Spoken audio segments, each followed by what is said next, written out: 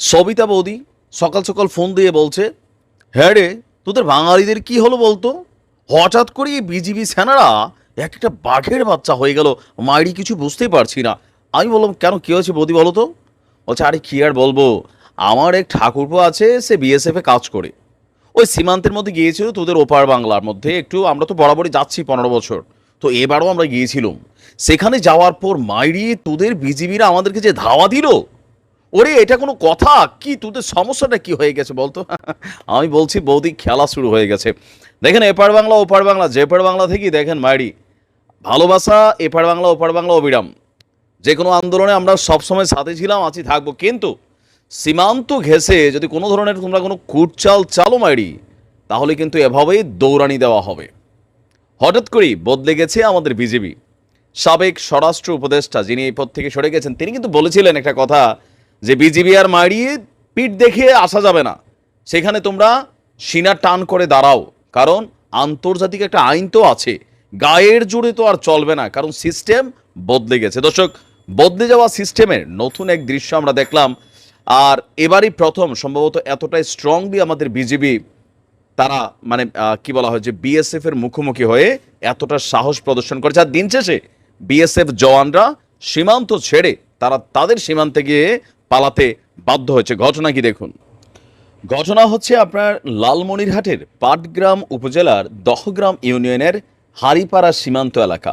কারা কারা সেই এলাকার বাসিন্দা আছেন একটু জানাবেন যে ঘটনাটা আসলে কি হয়েছিল। সেখানে ভারতীয় সীমান্তরক্ষী বাহিনী বিএসএফ তারা কাঁটাতারের বেড়া নির্মাণের চেষ্টা করেছিল। আর দুপুরের দিকে আমাদের বাংলাদেশের বর্ডার গার্ড বিজিবি তাদের বাধায় কাজ বন্ধ করতে বাধ্য হয়েছিল বিএসএফ।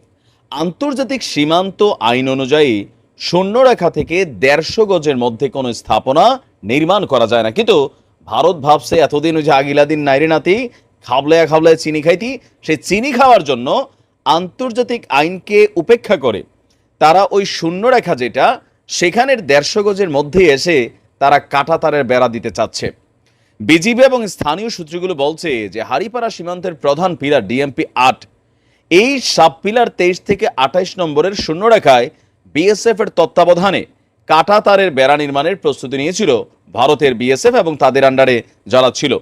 বিষয়টি বিজিবির নজরে এলে বাধা দেয়। প্রথমে বিএসএফ একটু হামসি তুমসি করলেও বিজিবির স্ট্রংলি প্রটেস্টের মুখে কাজ বন্ধ করতে বাধ্য হয় বিএসএফ। পরে বিএসএফ এর সদস্যরা ভারী অস্ত্রশস্ত্র নিয়ে সীমান্তে অবস্থান নেয়।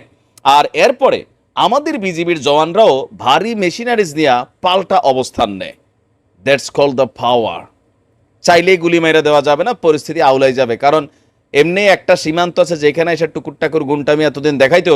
দেখেন, চীন সীমান্তে প্রতিনিয়ত কেলানি খাচ্ছে, পাকিস্তানের সাথে সীমান্তে ম্যামে করছে, কিন্তু বাংলাদেশ সীমান্তে এসে আমাদের বিজিবির আসলে রূপটা ভুলে গেছিল। দীর্ঘদিন যাবৎ মানে একটা পোষ্যতার কারণে এই সমস্যাটা হয়েছিল, বাট আজকে ডিফারেন্ট একটা দৃশ্য আমরা দেখলাম। মানে এখন হচ্ছে কি, গতকাল রাতের আগে সীমান্তে বিপুল পরিমাণের কাঁটাতার বেড়া এবং নির্মাণ সামগ্রী এনে রেখেছিল বিএসএফ। বিষয়টি জানাজানি হলে স্থানীয় কিছু লোকজন সীমান্তে জড়ো হন। এই অবস্থায় সেখানে বিজিবির অতিরিক্ত সদস্য মোতায়েন করে সতর্কতা অবলম্বন করে নজরদারি আপনার সেখানে রাখা হচ্ছে। সরজমিনে দেখা যায় 23 থেকে 26 নম্বর সাব পিলারের শূন্যরেখা লাগোয়া এলাকায় লোহার পিলারের গর্ত করা হয়েছে। অদূরে ভারতের 6 রানীনগর বিএসএফ ব্যাটালিয়নের সদস্যরা টহল দিচ্ছেন। এপারে দহগ্রাম ইউনিয়নের হারিপাড়া গ্রামে সীমান্তে আমাদের বিজিবি জওয়ানরা টহল দিচ্ছে। তাদের সাথে গণমাধ্যমের কথায় যেটা উঠে আসছে যে দুপুরের দিকে হঠাৎ বিএসএফ এর উপস্থিতিতে সীমান্তের 8 নম্বর ডিএমপি পিলার সংলগ্ন ধান খেতে ভারতীয় শ্রমিকরা লোহার পিলার ফেলতে শুরু করেন। পরে বিএসএফ এর অনেকেই সেখানে উপস্থিত হলে শ্রমিকরা পিলার বরাবর কাঁটাতার লাগাতে থাকে। বিষয়টি বিজিবিতে নজরে আসার পর তারা সেখানে তাৎক্ষণিক অবস্থান নেয়। পরে আপনার মানে ভারতীয় যে শ্রমিক আছেন বা বিএসএফ আছেন, উত্তপ্ত একটা পরিস্থিতি সেই জায়গা ত্যাগ করছে। তবে আমরা মনে করি আমাদের যিনি বিজিবির পানবাড়ি ক্যাম্পের কোম্পানি কমান্ডার আছেন সুবেদার ওয়াহিদ আলী, তিনি বলছেন ঊর্ধ্বতন কর্মকর্তাদের জানানো হয়েছে।